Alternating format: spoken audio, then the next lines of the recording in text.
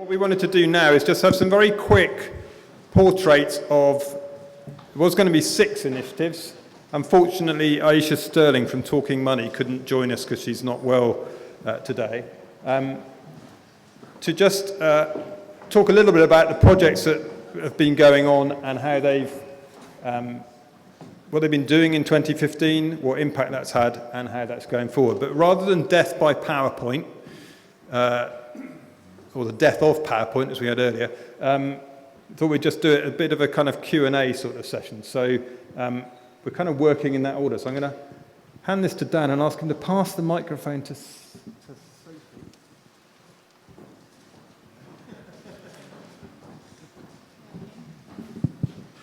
I thought I skipped the first chair and I wouldn't have to go first, but you caught me out.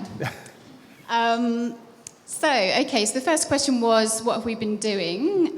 So just to introduce myself, my name's Sophie, I'm from Bristol Energy Network, and we're an umbrella group for individuals and organisations working on energy projects. The project we were working on during Green Capital Year was the Energy Champions project. So this was a collaboration between Bristol Energy Network, Friends of the Earth, Centre for Sustainable Energy, OVO, and the University Hospitals NHS Foundation Trust. I think a few of you are in the room. And basically what the aim of the project was to recruit and train volunteers from across the city, and these volunteers would then be able to support existing energy groups and to basically improve the capacity of those groups. They would also be a contact point in their community for energy advice. But what we also wanted was for those volunteers to work with non-energy groups as well, to help them to get involved in energy issues. The main sort of approach of the project was that we all know that when we're being told about something, we trust the kind of, we trust people more if they're someone that we know. So what we wanted was to have volunteers across the city who would work within their own community. And the reason why we wanted to do this project was, as I mentioned, we really needed to build the capacity of energy groups. And actually recruiting and training volunteers is quite a big job. So the project aimed to take on that kind of that admin burden.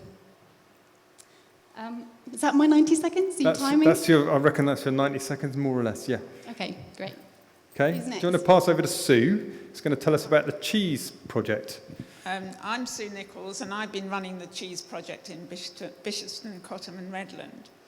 The cheese pilot project's aim is to engage, inspire and empower people to make their homes more energy efficient. Thank you. It's combined novel thermal imaging hardware, specially developed software and extensive experience in thermal imaging to engage communities in Eastern, Lawrence Western, Bishopston, Cottam and Redland so far.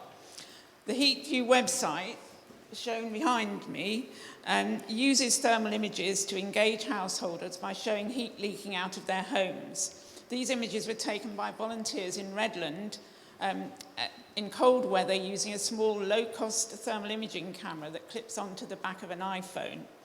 You can search for your own house. I don't know whether you can see, my head's probably in the way, but if you live in the left-hand semi-detached house here, you can see heat leaking out of the house quite strongly, shown in red and white, whereas the other house has less heat loss because it has solid wall insulation and double glazing.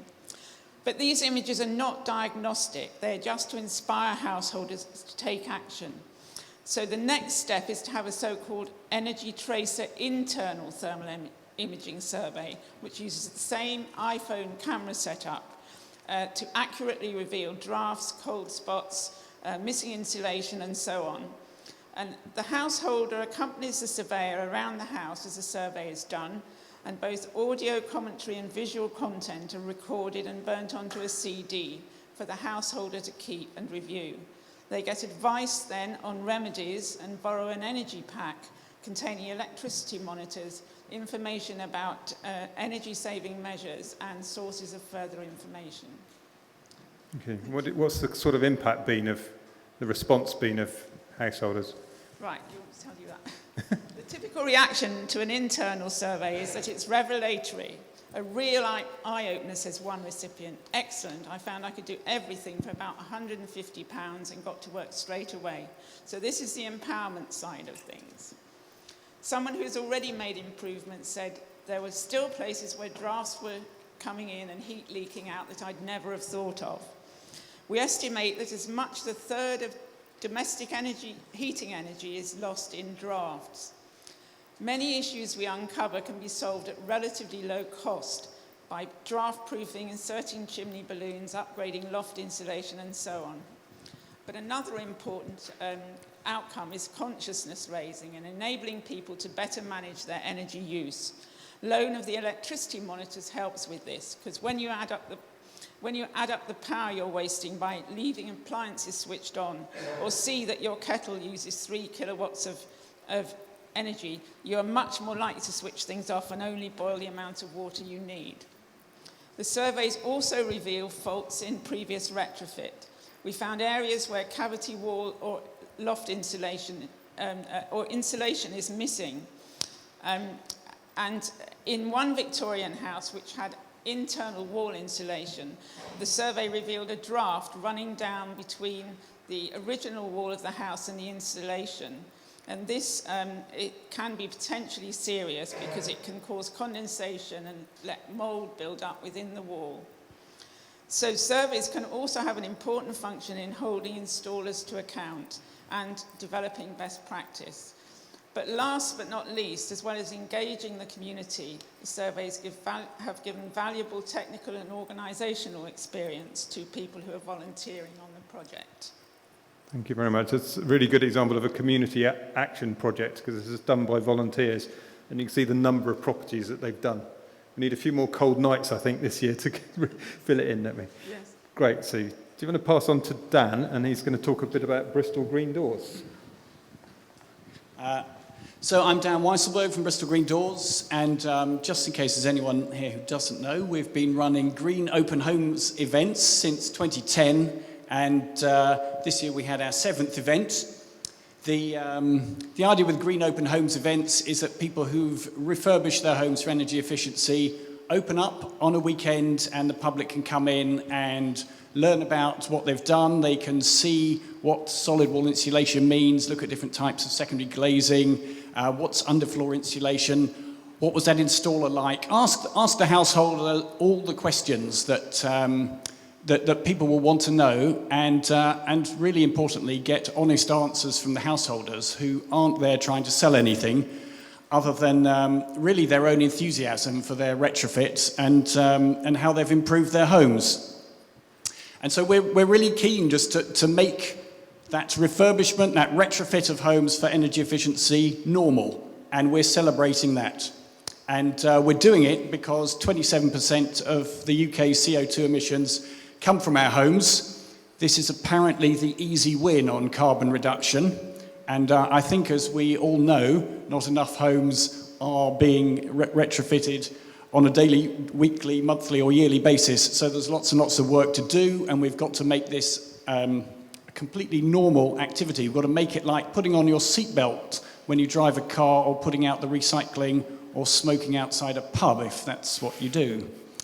Those are all changes that have taken place in our lifetimes, and we really need people now to think, I'm doing up my bathroom, how can I make it warmer in there and use less and conserve the heat that we are producing. So what impact have we had? Well, you know, we've been going for 7 years, so this wasn't a startup project, but this year we were again supported to run an event. We had 1,700 people coming, 50 people visited it on average each home. But there's some really good other figures that I can give you, and that is that half the householders that opened up this year had never opened up before. So there are more and more people wanting to open up and share their stories with people around the city. And 70% of the people that came to the event had never been to a Green Doors event before. 70% of the people that visited our website during 2015 had never visited our website before. So we are gaining interest, and long may it last. I think also regarding impact, we've worked closely with CSC over the years, and year before last, we're very involved with the Green Open Homes Network nationally. And I want to just say that really yes, it's great that we've got this in Bristol, but we want this to be happening in every city, because sharing stories, open homes events should be part of every city. Just a little bit of feedback we've been asked for, a good story. I think the feedback we get from the visitors is overwhelmingly positive, and every year after the event I'm almost moved to tears reading the feedback forms. So that's all good and soppy. But we also have two great stories that have emerged over the last 18 months, and that is that people who have not only come to our events have decided to open up, but people have come to our events, bought a house near one of the homes that they've seen, and then gone and refurbished them very similarly to how they've seen them on our weekend. Okay, thank you very much, Dan. We'll just pass over to Andy to talk about Bristol Energy Co-op. Sorry, I should have seated you so that you were next in the right order. Okay. Hi, I'm going to be very naughty and stand up. There we go, thank you. Yeah, so I'm Andy O'Brien from Bristol Energy Co-op, one of the directors. We got going in 2011. We're one of many energy co-ops across the country. And so far we've done 2 share offers to put solar panels on 6 community buildings in Bristol. We don't just want to do solar, we're interested in the energy efficiency and other renewable technologies, but so far solar has been sort of the easiest one to actually progress. We've moved on a bit since those first 2 share offers, which together were $250,000. What we're trying to do at the moment is raise from the public about $5 million, and this is for a project for about 20 community building, solar installations on community buildings, and 2 solar farms, one just down the M5 in Somerset, and one in Lawrence Weston, working with Ambition Lawrence Weston. So put all those projects together, it's about $10.5 million. Just over half of that is going to be coming from bank loans, but the rest we need to raise from both the public and from institutional investors, companies, etc. So we currently have a share offer running on this and a bond offer. The bond offer we relaunch tomorrow as a 2-year bond offer, where you can get a 6% return. We project a 5% return on the share offer, and that's what we've met with our previous share offers. We've met our projected returns to investors. So far we've raised just over $1.25 million, so we're doing quite well, but we do need to kick on, especially for this Lawrence Weston farm. We do need to actually get out there and raise more money, because we need to start building it in the next 2 months. So, yeah, if you want to know more about it, we've got guys at the back there on our stall who can give you more information, and also, as ever, it's all on our website. As well as doing that, though, we're providing return to investors, but also contributing to a community fund. If we actually build out all these projects over 25 years, we estimate that we'll actually put over £4 million worth of community benefit back into the local community from the surplus profits of the project. So that's a very key part of what we do. As well as the actual fundraising, the other thing we've been doing quite a lot of over the last few years is really helping foster a discussion around zero carbon Bristol, zero carbon Britain. Is it possible to go zero carbon, by when, etc., etc. So we've been doing quite a bit of work around that, and working with other people who have been doing a lot of research, and that's a key part of what we've been doing. And I'll talk a little bit more about that in my sort of third slot. Okay, thank you very much, Andy. And finally, John, who's from Oxford Instruments, part of the Go Green initiative, which most of you will know, I'm sure, is the initiative to support businesses to pledge and measure their energy saving. And John's going to talk about the energy saving they've managed to achieve in a technology company. John. Yeah, thank you very much. My name is John Bevan. I'm the Safety, Health, Environment and Facilities Manager. We set ourselves a task of raising the E in SHE to the same standard as the S and the H. I don't know about you, but in some of the companies I worked in, the E was really like a distant relative that attended a wedding. Nobody knew who they were. Nobody really wanted to converse with that person.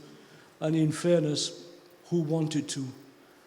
So we really set ourselves a task that, to raise that E up. My colleague Rita Clark, who was actually sat down there in the audience, came in fully enthused with listening on the local radio about Bristol becoming the green capital of Europe. So we decided to put some time aside to sit down, have a little look at what this was all about. And what we found was this action plan. We decided that because we more or less are doing quite a lot in the pillars in that action plan, what we really wanted to concentrate on was the energy efficiency section. And in order to do that and to get everybody from top down to bottom engaged within this process, we decided to look for green champions from each of the departments. We sit once a month, we raise ideas, look at the action plan and so on. One of those ideas was the Switch It Off campaign. Sounds simple, doesn't it? You know, just switching something off. But I can tell you that is actually, and will save our company £42,000 this year. Okay, which is a significant amount of money. And that will continue to save us money year on, year out. Just by putting little posters out, by engaging with the company, even putting and giving out little cacti to everybody with a Switch It Off logo on it. Really enthused people, and now there is little competitions all the way throughout the company looking at who's got the best cactus. Yeah. So that was one way we found to totally engage with the workforce, and it's really reaped huge dividends for us as a company. But we don't want to stop there. We want to progress this, and again, with the aid of that action plan, we are going to start looking at sustainability, looking at it through our design process, because our tools are sold throughout the world. In fact, they're sold to universities. Universities have funding to sometimes buy our tools, but they don't necessarily think of the funding to run those tools. So what we're looking at is putting a standby function on our tools to help with the energy efficiency of our tools. We'll be looking at how do we purchase sustainable parts for our tools, and how do we demonstrate that they are from a sustainable source. So it's a never-ending cycle. I now believe that that lowercase e is on the same par, if not slightly more so now, than the she. And now I've got to work a little bit harder, because I've been in safety since 1994, to get that S back up to the level of the E. Thank you very much. Just in terms of what you're planning next, Sophie, did you want to talk about what you're planning next, the impact and what you're planning next? Because I realise you haven't. I think everyone else had impact except for me. So in terms of the impact that the Energy Champions project had, we did recruit over 100 volunteers, and that included working with African Voices, who recruited volunteers from the BME community. So those volunteers were offered training, and we also, through a weekly or 2-weekly newsletter, advertised to them the different volunteering opportunities with energy groups. Some of the things that came out of Energy Champions, that we had 2 new energy groups that were set up, the Bishopston, Cotham and Redland energy group, and also we had one in Greater Fish Ponds. So that was really great to see those 2 new groups appear. And they did things like surveys of community buildings, running stalls and events on energy efficiency and saving money on bills and things like that. A lot of the volunteers got involved in sort of raising awareness and running stalls at various events across the city. So some of those events included things like Red Fest, the Islamic Cultural Fair, Festival of Nature, Make Sunday Special, and we also did things in the galleries and in the Bear Pit. So there was lots of different, we had a presence at lots of different events across the city. So we had some volunteers who kind of like to dip in and do things like that one-off, but we also had a lot of volunteers who got involved in things on a more kind of longer term project basis. So we had one volunteer who worked with Green Doors actually pretty much full time for 3 months to help build case studies and do communications work. We had a volunteer organise an event for people who were renting their home and things that they could do. We had volunteers working on the Pledge app. We had quite a few energy champions that are working with the Co-op as well. And we had a couple that ran a survey in Bath around energy efficiency. So there was quite a range of projects that the energy champions were involved in. And what's next? Sorry, what's next? Just coming to that. So what we really want to do now is to encourage energy champions to join Bristol Energy Network as members. One of them actually has joined our board, which is brilliant. And we hope that by them joining us as members, they can become involved in actually planning and implementing energy projects with us and with our member groups, and we can then continue to support them as well to run their own projects. So we will continue to organise events, regular events, as we have always done as Bristol Energy Network, and we'll be inviting those volunteers to come, and we will continue to recruit more volunteers and keep training, and also training our member groups as well on how to recruit and manage volunteers. We also learned quite a lot through the project. One of the things that we aimed to do through Energy Champions was to reach out beyond the usual networks that are involved in environmental issues. And what we realised is that does need quite a lot of intensive work to build personal relationships and to really get out there and do that outreach work. So one of the things that came out of it is that we've actually now employed a community outreach worker who's only joined in January, so that's Tando, and she's out there trying to reach groups that aren't currently involved. And we're also working with the council on the Bristol Community Energy Fund, and again, we're really trying to reach those groups that perhaps haven't been actively involved in energy as yet. Okay, thank you very much. Sue, do you just want to say a bit what's next with cheese? Yeah. So as far as the energy survey is concerned, we have follow-up conversations with people at 1 month, 3 months and 1 year to find out about their improvements, and the data will provide case studies to demonstrate what has been achieved. And in some cases, our findings have already assisted Bristol City Council to make decisions about upgrading their own housing stock, and we're in discussion with them on how to ensure best retrofit practice in the Warm Up Bristol scheme. From experience gained, we're developing a self-financing business model where income from those who can afford to pay for surveys will subsidise those who can't. And we hope that other cities will follow our example, and we're already getting some interest from Oxford. Brian Harper, the expert who first developed these surveys in Malvern, has performed most of our surveys so far, and he's been simultaneously training our own technicians in Bristol. Our first trained person, Tricia, note that it's a woman, has recently started doing her own surveys. In future, we envisage setting up an accreditation scheme for these energy tracers technicians. We're preparing a further funding bid for an intern to help with preparations to expand the survey to other wards across the city next year. And we're also compiling a database of images of energy leakage issues and common building faults for different types of housing. So we hope to cooperate with other organisations such as Bristol Green Doors and the Green Register on this.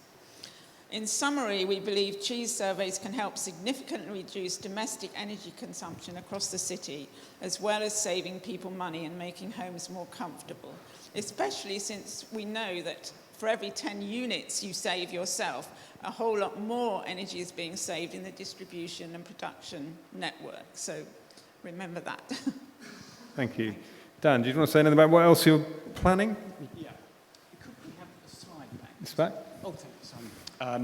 Well, the good news is that it doesn't stop here, and we're in it for good.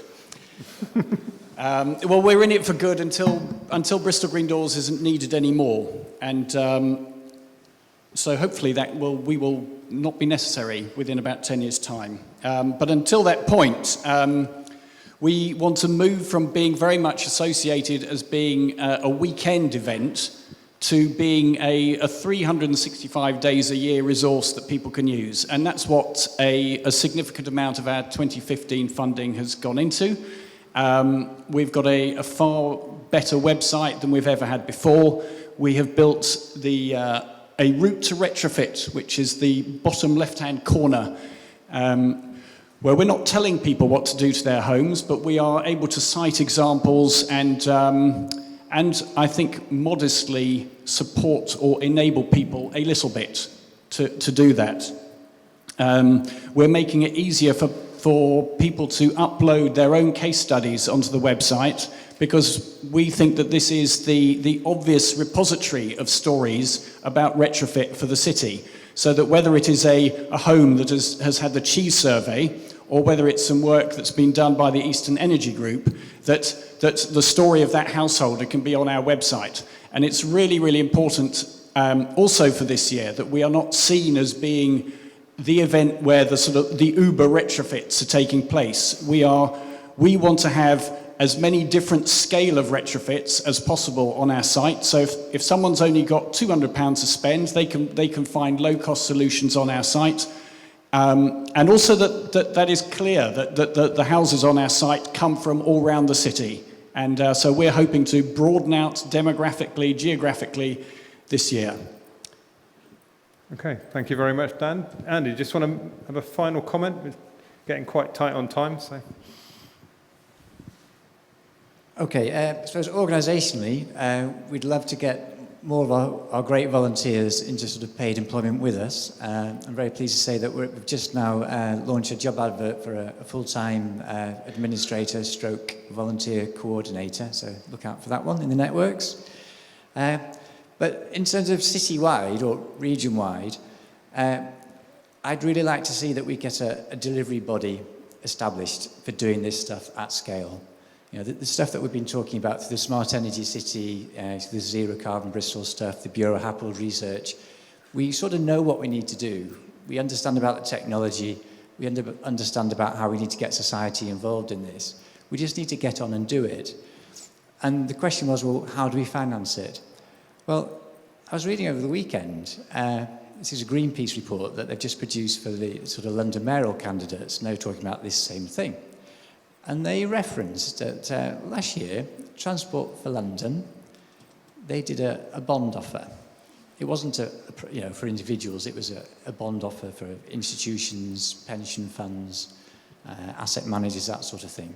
And it was to raise funds to do their long-term sustainable transport projects. So it's for £400 million, a 10-year bond.